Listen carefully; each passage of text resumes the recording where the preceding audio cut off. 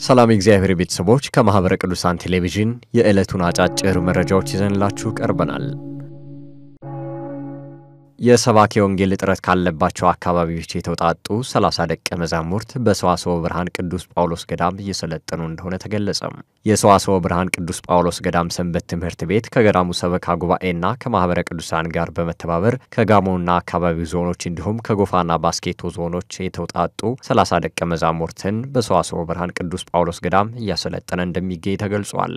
የገዳሙ አስተዳዳሪ መላከ ሰላም አባ ሀብተ ማርያም ወልደ ጊዮርጊስ እንደገለጹት በገጠራማና በጠረፋማ አካባቢ ስብከተ ወንጌልን ለማስፋፋትና ተተኪ መምህራንን ለማፍራት ጥረት እያደረጉ እንደሚገኙ አሳውቀዋል። የሰንበት ትምህርት ቤቱ ሰብሳቢ መምህር እንዳለ ጸጋይ በበኩላቸው ሰልጣኞቹ ከ6 በላይ ቋንቋዎች ተናጋሪ እንደመሆናቸው ስልጠናው ለቋንቋቸው ቅርብ በሆኑ መምህራን አማካኝነት እየተሰጠ እንደሆነም ገልጸዋል። ስልጠናውን ከሚሰጡት መምህራን መካከል አንዱ የሆኑት ቀሲስ አብይ ሙሉቀን በበኩላቸው ሐዋርያዊ ተልእኮን ለማስፋፋት እንዲሁም ተተኪ መምህራንን ለማፍራት እንዲህ አይነት ስልጠናዎች ወሳኝ ሚና አላቸው ሲሉም ገልጸዋል። ቤተ ክርስቲያን ለትውልዱ መንፈሳዊ ብቻ ሳይሆን በስጋዊ ሕይወቱም ምላሽ መስጠት መቻል አለባት ሲሉ ብፁዕ አቡነ ዮሴፍ አሳሰቡ።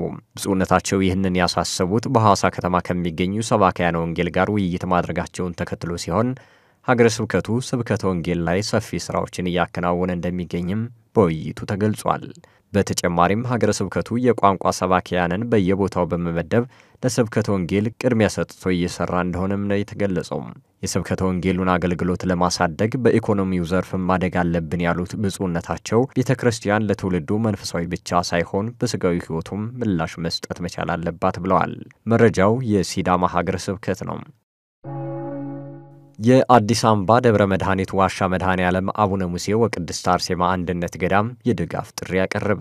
በሰሜን ወሎ ሀገረ ስብከት መቄት ወረዳ ቤተ ክህነት ስር የሚገኘው የአዲስ አበባ ደብረ መድኃኒት ዋሻ መድኃኔ ዓለም አቡነ ሙሴ ወቅድስት አርሴማ አንድነት ገዳም ባሳለፍነው የክረምት ወር በጣለው ከፍተኛ ዝናብ ምክንያት የገዳሙ የእርሻ መሬት በጎርፍ መጎዳቱ ይታወሳል። በመሆኑም ካጋጠመው ችግር እንዲላቀቅ ሁሉም ርብርብ ይደረግለት ዘንድ የጠየቀው ገዳሙ አሁን ላይ ያለውን የገዳሙን ችግር ለማቅለል የተለያዩ የገቢ ማሰባሰቢያ ስራዎችን እያከናወነ እንደሚገኝም ተገልጿል።